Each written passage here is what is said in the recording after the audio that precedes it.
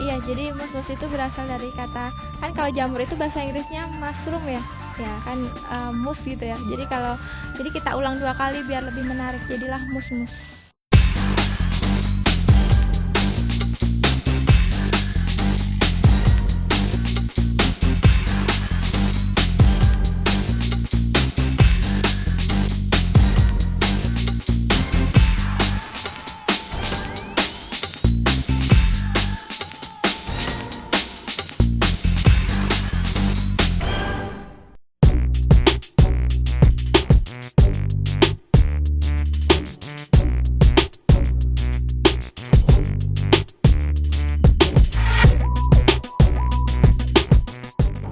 Hai Sobat Bumi, ketemu lagi nih. Ya kebetulan weekend kemarin Nadia habis berlibur nih ke Bogor. Dan gak lupa dong ya Sobat Bumi, habis dari Bogor Nanat bawa oleh-oleh nih. Dan ini dia nih oleh-olehnya. Ini namanya adalah boneka mus-mus atau boneka jamur. Nah Sobat Bumi, kayaknya dari namanya aja udah ketahuan ya. Kira-kira nih proyek bisnis untuk buat boneka mus-mus ini peluangnya gimana ya? Dan dari segi lingkungannya, kira-kira oke nggak berbisnis seperti ini? Penasaran kan? Makanya jangan kemana-mana ya, tetap di episode Bumiku 1 yang satu ini.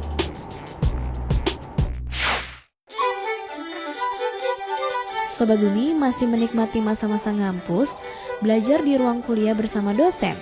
Menarik banget ya pastinya bisa dapat ilmu dan pengalaman dari dosen atau bahkan teman sekelas. Lalu mungkin gak puas dengan hanya belajar di ruang kelas. Sobat Bumi masih punya kegiatan lainnya di dalam atau luar kampus. Di dalam kampus misalnya, berorganisasi atau ikutan unit kegiatan mahasiswa misalnya pencinta alam, komunitas lingkungan, dan hobi lainnya. Nah, kalau kegiatan di luar itu bisa juga nih mencoba merintis wirausaha. Mahasiswa kok wirausaha ya? Memang bisa. Itu mungkin kok Sobat Bumi. Buktinya sekarang sudah banyak banget nih usaha yang dirintis oleh pengusaha muda atau young entrepreneur berstatus mahasiswa. Usahanya bisa mengembangkan produk yang didapat pengetahuannya dari kuliah. Seperti narasumber kita kali ini, yang masih berstatus sebagai mahasiswa Institut Pertanian Bogor dan berhasil mengembangkan usaha boneka jamur tiram berlabel boneka mus-mus. Tahun 2012 lalu, usaha boneka mus-mus ini menjadi finalis ajang Grandpreneur Challenge yang diselenggarakan oleh UNESCO Youth Desk. Bagaimana bentuk usahanya ya? Dan sejauh mana bisnis ini ramah lingkungan? Simak di episode kali ini. Nah Sobat Bumi, boneka dengan bentuk karakter atau binatang itu sepertinya udah biasa ya. Tapi di boneka mus-mus yang satu ini ada yang beda nih ya. Kira-kira datang dari mana ya ide Sobat Bumi kita yang satu ini? Dan bagaimana Sobat Bumi kita ini Nuri Jelma Megawati dalam menjalankan proses usahanya? Penasaran kan? Kita saksi nih obrolannya.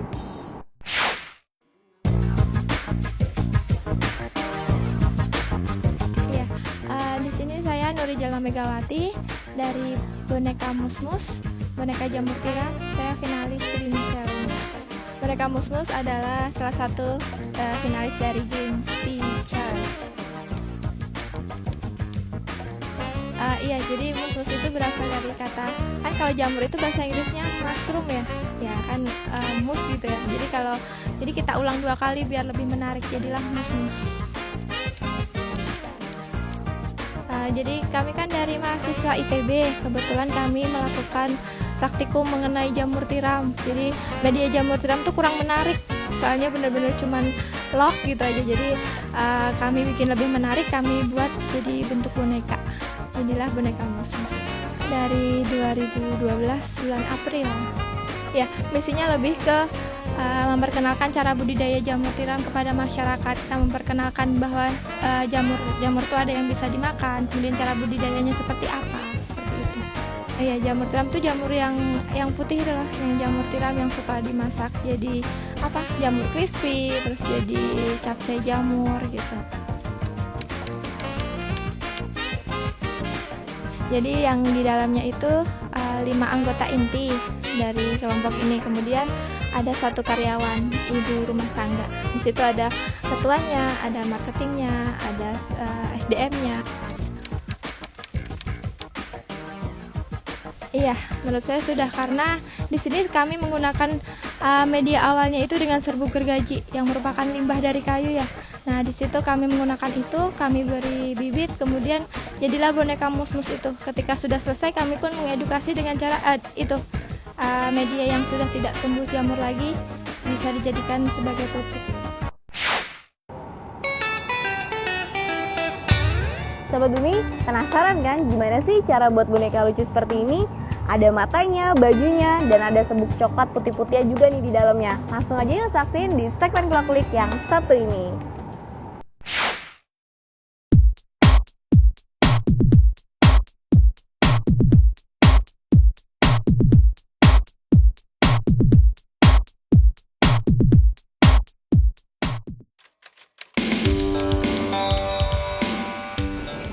Yang sudah siap pakai, ini kebetulan yang baru kemarin di isolasi ya. Nah ini ada yang namanya bunsen ya, bunsen. Terus ini adalah media untuk pembikinan, ini namanya backlog, media backlog. Ini media dari serbuk gergaji, dedak dan lain-lain. Caranya di sini ada alat-alat pinset, terus subit ya.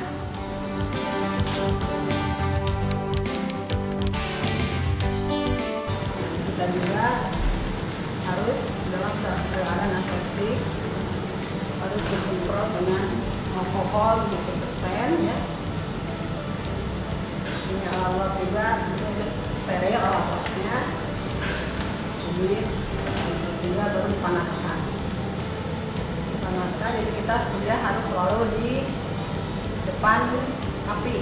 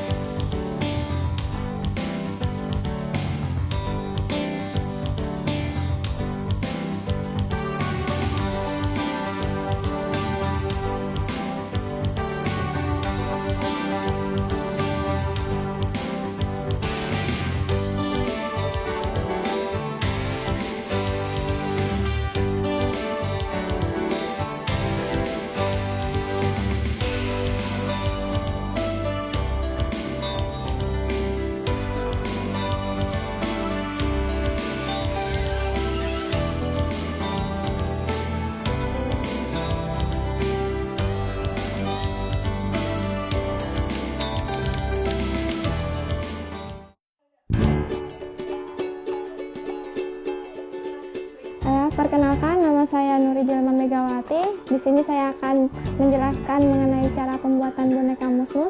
Di sini saya bersama dengan pembuatnya, yaitu Teh Uti. Nah, di sini dari boneka mus-mus sendiri, dari medianya itu terbuat dari serbuk gergaji, kemudian tepung jagung, kemudian kapur dan bekatul. Dimana di situ tuh disatukan menjadi satu, kemudian dikomposkan ya, ditutup dengan plastik, dikomposkan selama 1 hari, kemudian dimasukkan ke plastik. Setelah itu kita sterilisasi, kemudian kita masukkan bibit kita masukkan bibit. Setelah itu bibit akan menyebar ya, kita bentuk kepala dan badan gitu kan. Bibit itu akan menyebar dari atas sampai ke bawah dalam waktu 2 minggu. Setelah bibitnya putih seperti ini, barulah siap untuk diberi baju.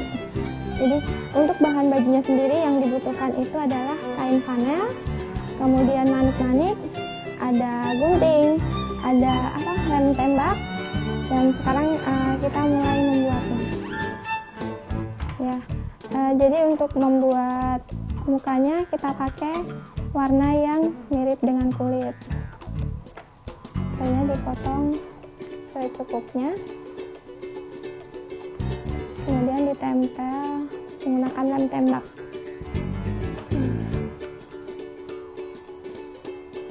Ini dalam pengerjaannya cukup hati-hati karena emang lem tembaknya panas.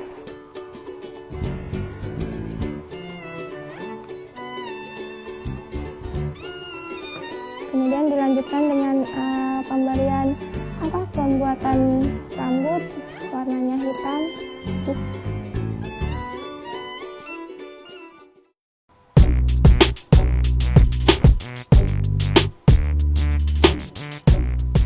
Kemudian wajahnya diberi mata sama mulut ya.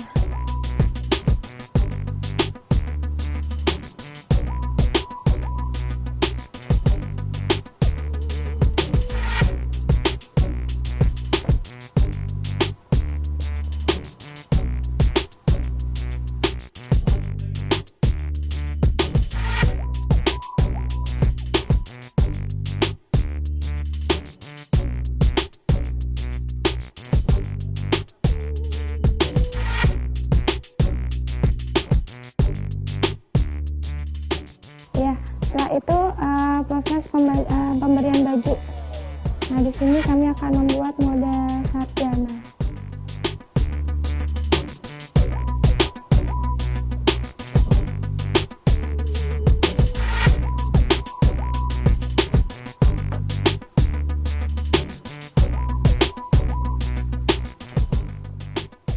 Di sini kain panel yang digunakan warnanya biru, dililitkan.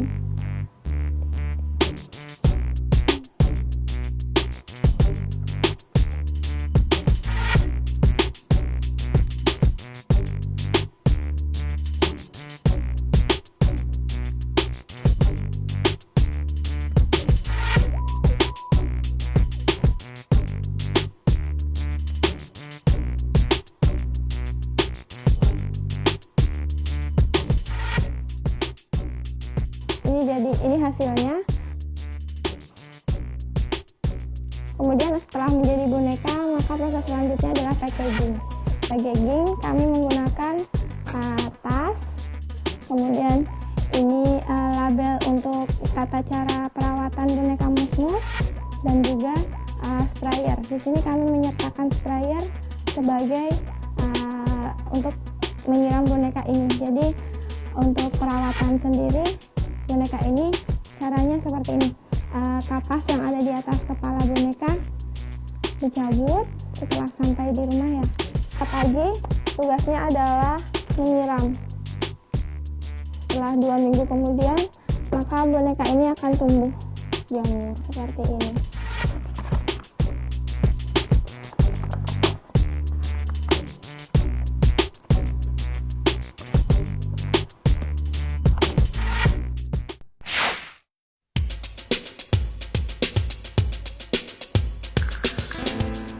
Boneka mus-mus ini akan tumbuh jamur tiram seperti ini ketika dirawat selama 2 minggu.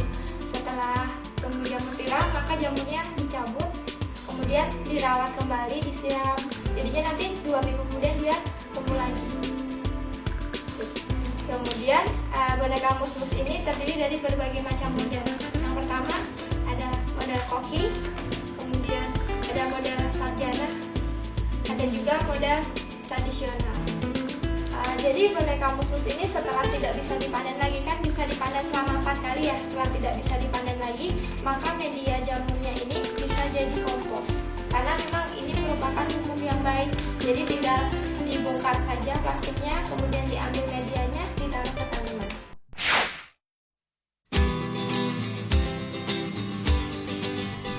Sobat Bumi, saatnya info plus ya tentang jamur pangan atau konsumsi. Ternyata sudah banyak loh jenis jamur pangan atau konsumsi. Berikut jenisnya menurut Wikipedia. Jamur kancing atau Champignon atau Agricus bisporus. Jenis jamur yang paling banyak dibudidayakan di dunia, sekitar 38% dari total produksi jamur dunia. Bentuknya menyerupai bulat seperti kancing berwarna putih, krem, atau coklat. Dalam bahasa Inggris disebut table or white mushroom. Champignon de Paris atau Champignon dalam bahasa Prancis. Jamur ini bebas lemak, kaya potasium dan vitamin B1. Jamur merang atau Volvariella volvaceae. Sekitar 16% dari total produksi jamur dunia berupa jamur merang. Bentuknya seperti bulat telur, berwarna coklat gelap hingga abu-abu, dan dilindungi selubung. Sesuai asal katanya, jamur ini tumbuh baik pada media tanam berupa merang atau jerami yang telah dikomposkan. Jamur ini oke kok Sobat Bumi, putihnya memiliki kandungan protein, kalsium, dan fosfor. Jamur shiitake atau Lentinus edodes. Paling banyak dikonsumsi dan diproduksi di Jepang, Tiongkok, dan Korea Selatan. Sekitar 10% dari total produksi jamur dunia berupa jamur shiitake. Bentuknya seperti payung terbuka lebar, berwarna coklat tua dengan bulu-bulu halus di bagian atas permukaan payung, sedangkan bagian bawah payung berwarna putih. Jamur yang banyak dipakai untuk masakan Tionghoa terdiri dari jamur kuping putih atau Tremella fusiformis, jamur kuping hitam atau Auricularia polytricha, dan jamur kuping merah atau Auricularia auriculajudae. Bentuknya menyerupai daun telinga manusia, teksturnya seperti jelly, mengandung lemak, protein, karbohidrat, dan serat. Jamur Enokitake atau Flammulina velutipes.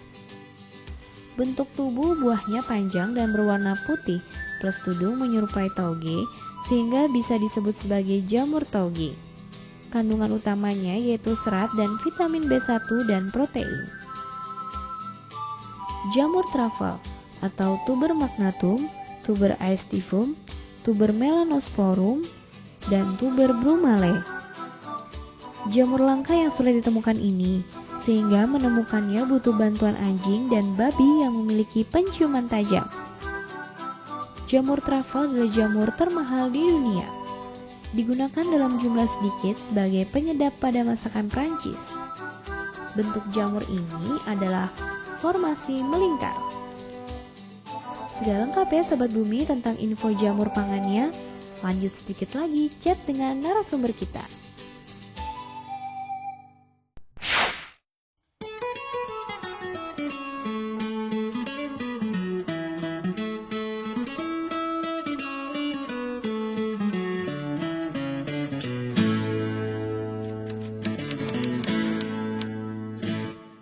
Sebelumnya sih lebih ke anak-anak ya, tapi ternyata untuk masyarakat juga mereka lebih tertarik, jadi untuk kayak remaja, kemudian kalangan ibu-ibu pun banyak yang beli gitu. Jadi pertamanya untuk anak-anak, tapi sekarang lebih ke umum masyarakat.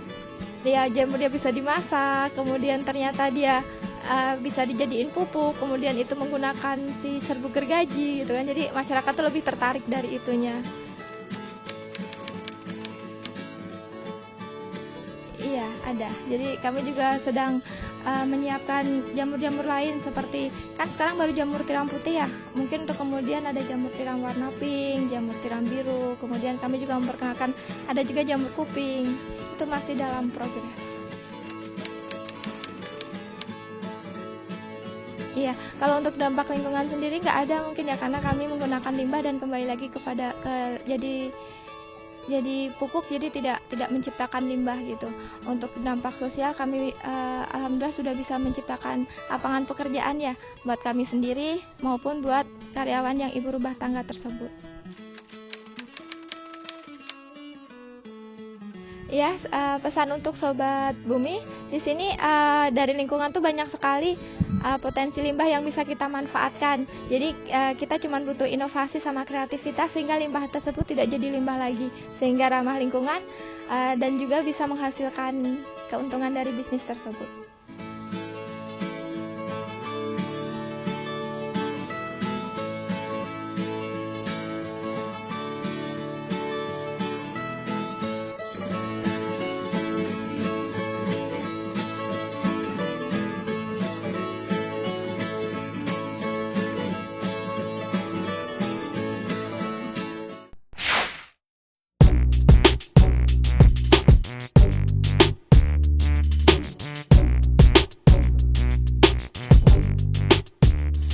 Sobat Bumi, hobi ngutak-ngatik dan cinta flora memang kebukti nih bisa mendatangkan keuntungan.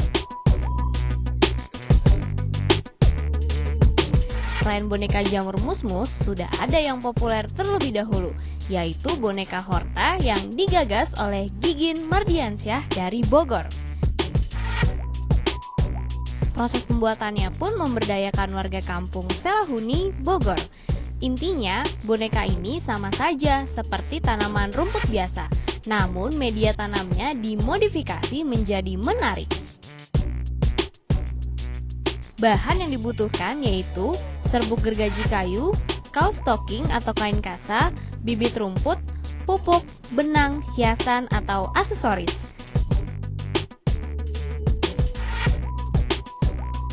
Cara membuatnya, memasukkan bibit rumput ke dalam kaos stocking atau kain kasa. Lalu tambahkan serbuk gergaji kayu secukupnya dan dicampur dengan pupuk dan ikat pada bagian-bagian yang ingin bentuk. Lanjut dengan menghias dengan aksesoris Sobat Bumi sesuai dengan keinginan. Siram rutin ya agar rumputnya tumbuh. Ternyata yang namanya modifikasi tanaman menjadi boneka bukan hal yang baru. Sudah banyak juga berkembang boneka rumput. Umumnya Sobat Bumi, boneka ini berbentuk pot dari keramik yang dihias menyerupai boneka lalu ditanam rumput. Ada juga yang memanfaatkan dedaunan yang sudah rontok lalu dipadukan dengan lilin atau clay. Menarik dan oke juga ya idenya. Boleh juga tuh untuk tanaman lain yang mungkin bisa dimodifikasi dan mudah dalam perawatan.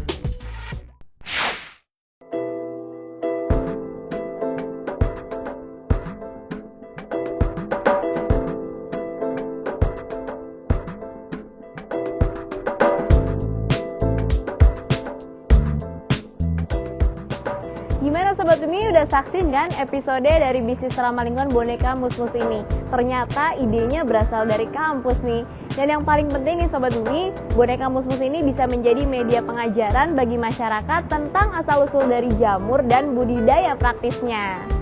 Nah, buat Sobat Bumi nih yang mau komen-komen seputar lingkungan, langsung aja follow Twitter kami di Bumi Ke1 Dai TV. Kalau gitu Nadia pamit dulu ya, sampai ketemu minggu depan. Bumi Ke1, lestarikan selalu. Dadah!